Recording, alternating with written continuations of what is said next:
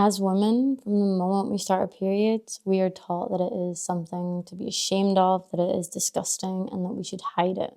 Hi, I'm Jenny. I'm a women's wellness coach, and I help women align with their bodies, heal their menstrual cycle, and reclaim their power. Today, I want to talk about why so many women feel ashamed of their menstrual cycle and their periods, where this is stemmed from, and how we can start releasing that shame. Now, I'm not saying this is for all women, but I know many women will resonate with this message. But from a young age, a lot of us are taught that as soon as we start our period, it is just something that shouldn't be spoken about. It's something you deal with in silence, you deal with it by yourself, you don't speak of it, no matter if you're experiencing pain or you can't get grips of your emotions, or even if you need a pad and it's came on by surprise, even trying to ask in public another woman, you kind of feel that sense of having to whisper it so nobody else can hear. On the other side, if you're a woman that doesn't really care or hasn't really taken that message on board, then you may also have experienced people literally saying, oh, we don't need to hear about that, keep that to yourself. Either way, there is this general push that period is something that just simply shouldn't be spoken about. And it's really upsetting to see that this narrative is still pushed, because when a woman aligns with her cycle, she really aligns with who she is at the core. She's no longer numbing. She is fully aligning with who she is and letting that authentic self radiate out into the world.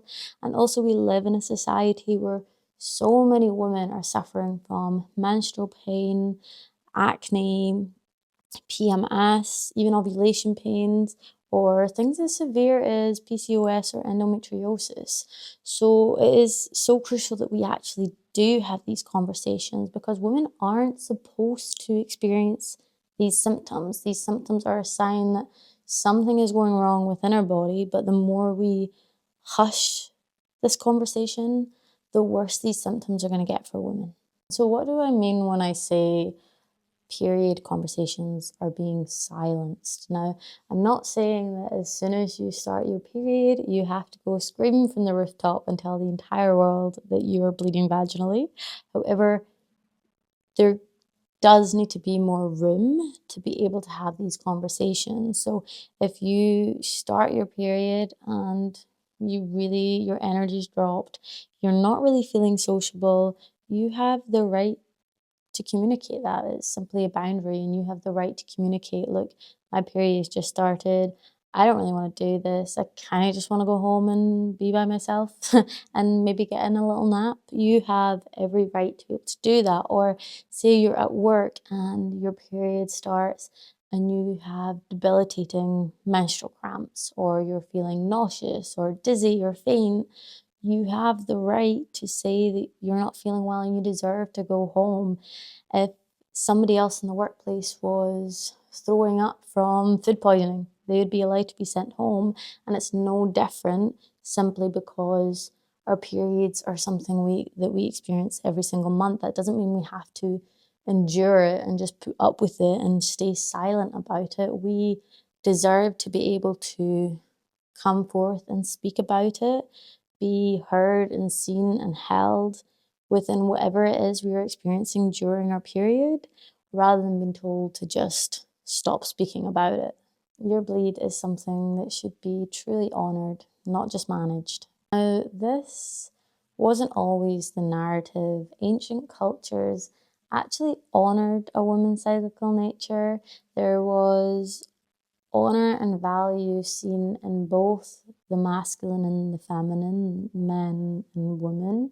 Not saying that men are strictly masculine in energy or women are strictly feminine in energy, but both energetic states were valued and honoured for what they were, rather than having to change one. And so we were able to work in harmony with the two. One had a certain strength, the other had the opposite strength, and there was a beautiful dance that went on between the two. But at some point in time, that was no longer honoured. And with that shift, you see that women were taken out of the household and forced into the workforce. Now, I'm not saying that you have to stay at home if you're a woman.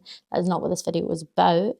However, I'm just saying that this is where the shift starts to come in, where women are then forced into the workforce, which does go against our biological design, where men can typically work a 9 to 5, Monday to Friday, every month of the year because of their 24-hour hormonal cycle. A woman with her 28-day cycle, or on average 28-day, doesn't fit that mold so easily. So then what follows? Well, we have hormonal birth control to solve all these other symptoms so that we can focus better in our luteal because we were getting too tired. So the hormonal birth control pill comes in and completely flatlines our hormones. So our hormones now resemble that of closer to a man's 24-hour cycle, no longer looking like our beautiful monthly cycle. We then have the push that motherhood isn't actually all that worth it. We can look at things like hookup culture, OnlyFans. It progresses a lot as time went on, but it all started with little shifts until it's got to where it is today. Now, again, I do honestly believe things are starting to shift again, where more and more women are speaking about this, which is great to see. The pendulum kind of keeps swinging, and I feel like it is beginning to swing in the other direction now. However, in amongst all of this, where women are then put in the workplace, we are encouraged to work like a man, stripping us away from our natural cyclical nature. We then start seeing that silencing coming in because we're now in the workplace with men who, okay, I'll give you the due, men probably don't want to have conversations about periods. There's a level of listening to your woman, your partner, and helping her navigate any difficult situation she's in compared to the way a woman would speak to a woman about it in terms of going into maybe more depth, and you can resonate more deeply with a woman because they experience it too. So it's not that men have to openly chat about it all the time. It's just that there really could do with more room and more space for just that conversation of, look, I'm on my period, I'm feeling this way, this is what I need. It's more about communicating your boundaries around your period, and it's okay to speak about your period because your boundaries are changing around your period, rather than mentioning the word period and having someone running out the room going la la la la la sort of thing, and complete utter refusal and denial to even speak about it. And I say that because it's happened to me before. So we have seen this shift where we went from a woman's cyclical nature was honoured to it was shunned and shouldn't be spoken about. And I know in some cultures, women actually, they go to the bathroom, they'll dispose of their pad or their tampon, and they'll go straight out to the bin without saying anything like the outside bin, because it's seen as being dirty, even keeping it in their own home, like in their own house bin. So they're made to take it out straight away. So it then gets to that very extreme case. But I do believe the pendulum, we're now at a point where the pendulum is beginning to swing backwards because more and more women are realizing the importance of this conversation, of speaking about this topic. Now, the interesting thing that not many people know, or people are still in denial about, is that menstrual blood is incredibly healing and regenerative. So right now it is being studied in a lot of scientific studies about its healing potential. Now these studies, I'm actually seeing more and more being done recently, which is why I also believe that pendulum is starting to swing in the other direction. However, it is incredibly high in stem cells. So this is the main reason they're looking into it, for its healing and regenerative purposes. But then it's also incredibly high in a lot of minerals that are very good as a fertilizer. So many women nowadays are using their menstrual blood as a very potent natural fertilizer, and many women have actually recorded that they have used their menstrual blood as fertilizer on the plants, and even the dying plants have now started to come back to life, which is incredible. There is still this big stigma around it. About just over a year ago, I posted on Instagram that this was a practice that I did, and the amount of hate I got, like, even though that pendulum I do feel is starting to swing in the other direction, there's still this massive stigma around period blood being dirty and shameful. And so many people were like, oh, you're literally going to cause like a massive like disease outbreak. And I'm like, using them in your own garden or using it on your indoor plants is not going to cause a massive disease outbreak. But people weren't understanding what it was I was trying to say. They were assuming that I'm going out and spreading my menstrual blood all over public land, going down the streets just pouring my menstrual blood, which isn't the case. I'm using them on my indoor plants, and it's actually something that I find very, very sacred to me. So I'll get onto the spiritual reasons behind connecting with your menstrual blood too, but the physical side of it is that it's high in nitrogen, iron, phosphorus, potassium, which all make as a really good natural fertilizer. Now, the more spiritual side of this is that your period is that moment of death and rebirth. You are ending one cycle and entering a new cycle. Your womb is shedding the uterus lining that it no longer needs so that it can start building up a new one for this new cycle. It is a time where your energy turns inwards, your intuition sharpens, your tolerance and patience lowers for what is no longer aligned. It is this beautiful and sacred point in your cycle where you get to emotionally and spiritually shed layers and make space for this new cycle that you are emotionally and spiritually entering as well. So for many women, connecting with their menstrual blood in a physical way, like using it as a fertilizer, they find it a very beneficial way to reclaim something that was stripped of us. It's this power that we hold that we have been lied to about. We've been told it's shameful and it's dirty when really it's not. So it's almost this rebellious act against that stigma because you know the truth around your menstrual blood.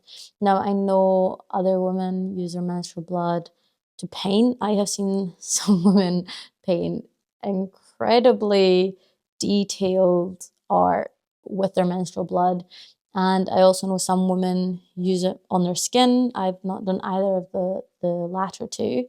However, I know again, it's that way to reconnect and honor your cyclical nature, honor your bleed, and honor womanhood in a way. And I truly believe that this is a deeply rebellious act against a stigma that has been falsely sold to us.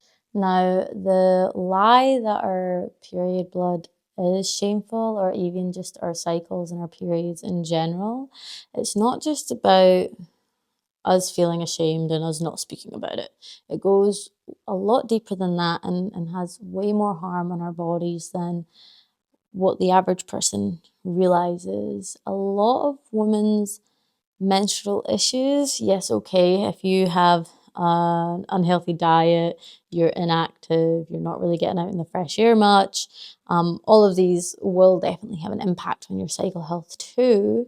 However, shame and stress are huge factors that aren't spoken about enough when it comes to period or pelvic pain that women experience. When we are holding on to shame, even if we're not consciously aware of it, it stores in our body. And for women, our womb space becomes the dumping ground for all of this emotional baggage. So we then start seeing it manifest into things like menstrual cramps, ovulation pain, weak pelvic floor. All of these sorts of symptoms can be stemmed from holding on to too much shame. And not only the obviously physical symptoms, but holding on to too much shame can really block us from our own inner voice and our own inner truth. So we then start avoiding or numbing the signals that our bodies are giving us. So say late luteal, going into menstruation, our body is saying this is not aligned, and it shows up as, say, a headache. We then take paracetamol to numb it and avoid that. So we start disconnecting from our body. We start avoiding the signals. We end up not listening to what our body's telling us, and we are not strong in our boundaries. So it then starts showing up in all these other areas of our life as well, whether we're consciously aware or not, that we are holding on to this shame. So if you are a woman who feels out of alignment with your authentic self, who feels like they can't stick to boundaries, who is suffering from menstrual pain or any other sort of cycle health related issues, then there is a very high chance that there is shame that's being stored in your body, whether it's solely from this stigma that has been sold to us, or whether there's other events that have gone on in your life that have also led to this. But shame is a huge factor that could be contributing to all of these symptoms that you're experiencing. So how can we release the shame and honor our menstrual blood? Now, my biggest recommendation is cycle alignment. It is coming home to your body and listening to how your body naturally shifts as it goes through your 4 phases. When you can start aligning with your body, that means when you come into luteal and menstruation, you start honoring your body's need to rest rather than having to push and go all the time. You can give yourself space to unwind and to rest and to return inwards. You can give your body the space to eat a little more food, get more nutrients in, because your body's naturally going to be depleted around the end of your cycle. You can then start honoring all the shifts that are going on within your body, and that will allow you to gain acceptance that you are a woman and you live in a cyclical body. You go through this every single month. You go through each of the phases every single month, and then you get to go through this beautiful death and rebirth transition every single month. You get to fully honor it and experience it rather than numbing any discomfort you're feeling.